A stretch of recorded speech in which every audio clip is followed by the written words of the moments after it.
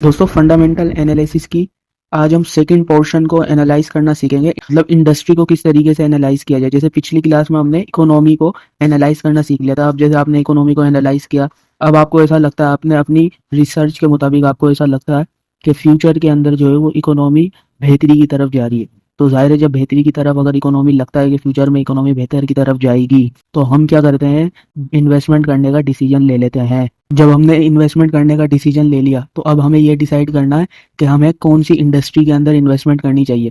फिर उस इंडस्ट्री के अंदर कौन सी कंपनी में इन्वेस्टमेंट करना चाहिए, ये फंडामेंटल थ्योरी के पोर्शन में समझेंगे। आज हम ये समझेंगे कि इंडस्ट्री को कैसे सिलेक्ट करें, कौन सी इंडस्ट्री में इन्वेस्टमेंट करनी चाहिए। 5-6 इंडस्ट्री के मैं आपको नाम बता देता हूँ पाकिस्तान में कौन कौन सी है। टेक्सटाइल इंडस्ट्री है, सीमेंट इंडस्ट्री है, बैंकिंग इंडस्ट्री है, फार्मास्यूटिकल इंडस्ट्री है, आईटी इंडस्ट्री है, ऑटोमोबाइल इंडस्ट्री है। अब इन इंडस्ट्री के अंदर फर्दर कंपनीज आती हैं, जो जैसे सीमेंट इंडस्ट्री के अंदर या सीमेंट सेक्टर के अंदर जो कंपनीज आएंगी वो सीमेंट बनाने वाली कंपनी होंगी। जो टेक्सटाइल के अंदर आएंगी वो कपड़े बनाने वाली होंगी, जैसे गुल अहमद हो गई, निशात हो गई। तो इस तरीके से जैसे बैंकिंग सेक्टर के अंदर जो कंपनीज आएंगी वो कौन कौन सी होंगी, बैंकिंग कंपनी होंगी, जैसे मिजान बैंक हो गई, एचबीएल हो गई। तो अब पहले हमें इंडस्ट्री डिसाइड करनी है, देन उस इंडस्ट्री में से कौन सी कंपनी चूज करनी है इन्वेस्टमेंट करने के लिए, वो बाद में सीखेंगे हम। पहले हमें ये सीखना है कि कौन सी इंडस्ट्री में हमें इन्वेस्टमेंट करनी चाहिए। तो अब आप ऐसा करो, सारी इंडस्ट्री जितनी भी हैं, आप सारी इंडस्ट्री जो जिसमें आप चाहते हो इन्वेस्टमेंट करना, 5-6 आप अपनी पहले डिसाइड कर लो। फिर उन 5-6 इंडस्ट्री को एक एक पॉइंट में आपको बताऊंगा, उस पॉइंट के मुताबिक आप देखो कि कौन सी इंडस्ट्री आपको फ्यूचर के लिए अच्छी नजर आ रही है। आपने सब में पहले देखना है ग्रोथ पोटेंशियल कितना है, हर एक इंडस्ट्री वाइज देखना है आपने।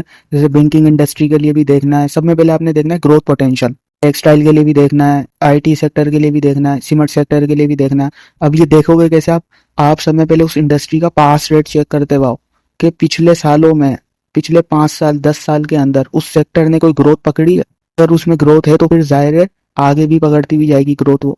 और दूसरा, आप ये देखो कि फ्यूचर फोरकास्ट क्या है। जैसे अगर तो सीमेंट सेक्टर को आप एनालाइज कर रहे हो तो आप रिसर्च वगैरह करो कि मुल्क के अंदर कोई प्रोजेक्ट्स हैं और हाउसिंग सोसाइटी वगैरह इंफ्रास्ट्रक्चर के प्रोजेक्ट्स हैं, तो जाहिर सी बात है इंफ्रास्ट्रक्चर में क्या होता है, सीमेंट लाजमी एक मतलब की मटेरियल होता है, सीमेंट जो लाजमी चाहिए होता है इंफ्रास्ट्रक्चर में। इस तरीके से आपको पता लगेगा, थोड़ी रिसर्च करनी पड़ेगी आपको। जैसे टेक्नोलॉजी के अंदर अगर आप देखो तो आर्टिफिशियल इंटेलिजेंस जो है वो काफी इंक्रीज होता हुआ जा रहा है, तो टेक्नोलॉजी जो है वो फ्यूचर के अंदर एक अच्छी ग्रोथ नजर आ रही है। टेक्सटाइल को देखो आप, टेक्सटाइल में भी है ना, मतलब जैसे इसमें गवर्नमेंट जो है वो एक्सपोर्ट्स को बढ़ाने के लिए क्या कर रही है, टेक्सटाइल को इंसेंटिव दे रही है। तो मतलब आप रिसर्च करो कि कौन सी इंडस्ट्री आहिस्ता आहिस्ता, जैसे टेक्सटाइल इंडस्ट्री जो पाकिस्तान के अंदर है उसमें ग्लोबल डिमांड जो है वो इंक्रीज होती हुई जा रही है। तो आपने जो है वो ये रिसर्च करना है कि ग्रोथ पोटेंशियल कौन सी इंडस्ट्री में सब में ज्यादा है। सब में पहले पॉइंट आप ये हाईलाइट कर लो कि ग्रोथ पोटेंशियल सब में ज्यादा कौन सी इंडस्ट्री के अंदर है। जैसे अगर आप फार्मास्यूटिकल इंडस्ट्री को एनालाइज कर रहे हो तो आप ये देखो कि हमारे मुल्क के अंदर 40-45 से अबव एज कितने बंदे हैं, बीमारी क्या चल रही है, कितने परसेंट लोग जो है वो बीमार हो रहे हैं, और बीमारी अगर बढ़ती हुई जा रही है तो जाहिर सी बात फार्मास्यूटिकल जो इंडस्ट्री है उसमें फिर आपको ग्रोथ नजर आ रही हो। तो ऐसे थोड़ी रिसर्च करनी पड़ती है, थोड़ा दिमाग लगाना पड़ता है कि एक इंडस्ट्री है वो क्या सेल करती है, फिर उससे जो सेल करती है वो चीज़, उसकी डिमांड देखो आपको फ्यूचर में नजर आ रही है। जैसे फार्मास्यूटिकल जो है वो एक अच्छी ग्रोथ नजर आ रही है, क्योंकि पाकिस्तान के अंदर काफ़ी लोग एजिड होते हुए जा रहे हैं। अगर आप पॉपुलेशन सर्च करोगे थोड़े तो एजिड होते हुए जा रहे हैं, और एज के लोग जो ज़्यादा होते हैं उनको दवाइयों की थोड़ी ज़्यादा ज़रूरत होती है। तो फार्मास्यूटिकल सेक्टर के अंदर भी जो है वो एक अच्छी ग्रोथ नज़र आ रही है।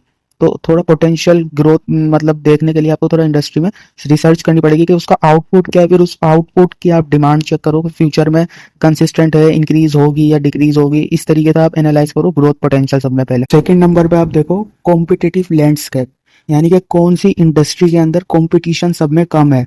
क्योंकि अगर कंपटीशन ज्यादा होता है ना तो वहाँ प्रॉफिट कमाना बहुत मसला होता है, बहुत मुश्किल होता है कंपटीशन अगर कहीं ज्यादा होता है, क्योंकि प्राइस आप बढ़ा नहीं सकते, और है ना कॉस्ट जो है वो आपकी कम नहीं होगी। कॉस्ट तो सेम रहती है लेकिन प्राइस आप बढ़ा नहीं सकते क्योंकि कंपटीशन इतना ज्यादा है। तो आप वो इंडस्ट्री को यहाँ पे प्लस पॉइंट उसको दोगे कॉम्पिटिटिव कंपटीशन के अंदर, जहाँ पर जिस इंडस्ट्री में कंपटीशन बहुत कम है। सही है। अब जैसे लकी सीमेंट है, लकी सीमेंट में जो है वो कंपटीशन है अच्छा खासा, क्योंकि यहाँ पर है ना 2-4 कंपनियां हैं जो लकी सीमेंट सेक्टर के अंदर कंपटीशन है थोड़ा ज़्यादा। जैसे यहाँ पर 2-4 कंपनी ऐसी हैं, जैसे लकी सीमेंट हो गई, कोहट हो गई और मेपल लीफ हो गई। तो ये 3-4 ऐसी हैं जो कंपटीशन इनों का टक्कर का चल रहा है। लेकिन लकी सीमेंट जो है यहाँ पे एक लीडर के तौर पे रिकॉग्नाइज होती है। लकी सीमेंट ने क्या किया, प्राइस नहीं बढ़ाई लेकिन उसकी वॉल्यूम बहुत ज्यादा, लेकिन कंपटीशन तो फिर भी है। आप ऐसी कोई इंडस्ट्री ढूंढो, फिर इधर इस वाले पॉइंट में आप उसको प्लस पॉइंट दोगे जहाँ पे कंपटीशन कम है। तीसरे नंबर पे आप ये देखो कि कौन सी इंडस्ट्री के अंदर प्रॉफिट मार्जिन सब में ज्यादा है। हर एक इंडस्ट्री का आप एवरेज प्रॉफिट मार्जिन देखो, लकी सीमेंट सीमेंट सेक्टर का भी देखो, बैंकिंग सेक्टर का भी देखो, आईटी सेक्टर का भी देखो, टेक्सटाइल का भी देखो, सबका आप जो है वो प्रॉफिटेबिलिटी रेशो देखो कि प्रॉफिट मार्जिन किसका ज्यादा है। जिसका प्रॉफिट मार्जिन ज्यादा है इस वाले पॉइंट के अंदर उसको, उस इंडस्ट्री को प्लस पॉइंट दो आप। इसके बाद आप ये देखो कि रेगुलेटरी रिक्वायरमेंट क्या है। हर एक इंडस्ट्री की रेगुलेटरी रिक्वायरमेंट देखो आप। जिस इंडस्ट्री के ऊपर मैं आके आपको बात बताऊं रेगुलेटरी रिक्वायरमेंट बहुत ज्यादा होती है ना, तो उसके लिए बिजनेस करना बहुत मुश्किल होता है, क्योंकि और दूसरा उसकी कंप्लायंस कॉस्ट भी बहुत ज्यादा आ जाती है। क्योंकि रेगुलेटरी रिक्वायरमेंट आप देखोगे कि इस इंडस्ट्री के ऊपर सब में कम है, जिसके ऊपर कम है वो एक यानी प्लस पॉइंट आपको दिखाएगी इंडस्ट्री। दूसरा आप ये देखो गवर्नमेंट के जो यानी कि जो लुक फॉरवर्ड है, यानी कि गवर्नमेंट का जो एटीट्यूड है वो कौन सी इंडस्ट्री के ऊपर ज्यादा अच्छा है।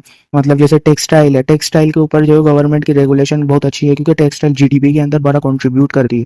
दूसरा आईटी सेक्टर के अंदर गवर्नमेंट ने बड़े टैक्स इंसेंटिव दिए हुए, तो ये भी एक प्लस पॉइंट है आईटी सेक्टर को। तो इस तरीके से आप रिसर्च करो थोड़ी कि कौन से सेक्टर के अंदर जो है वो रेगुलेटरी रिक्वायरमेंट और गवर्नमेंट का जो है पॉजिटिव एटीट्यूड है, वो वाले सेक्टर आप जो है इधर पे प्लस पॉइंट उन सेक्टर को दो। दो चार बातें और भी होती हैं लेकिन मेरे हिसाब से वो इतनी ज़रूरी नहीं है, तो इसलिए मैं बता नहीं रहा।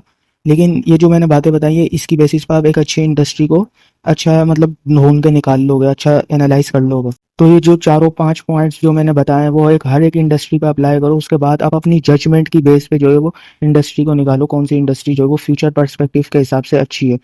देखो ये जो मैंने एग्जांपल्स दिए हैं इसका ये हरगिज़ ये मतलब नहीं है कि ये मेरा पॉइंट ऑफ व्यू है। हो सकता है आपकी जजमेंट मेरे से ज़्यादा बेहतर हो, तो आप अपनी जजमेंट के हिसाब से एनालाइज करो, रिसर्च करो, गूगल पे सर्च करो, सारी चीज़ें आप देखो। फिर उसके बाद जो है इंडस्ट्री ढूंढो।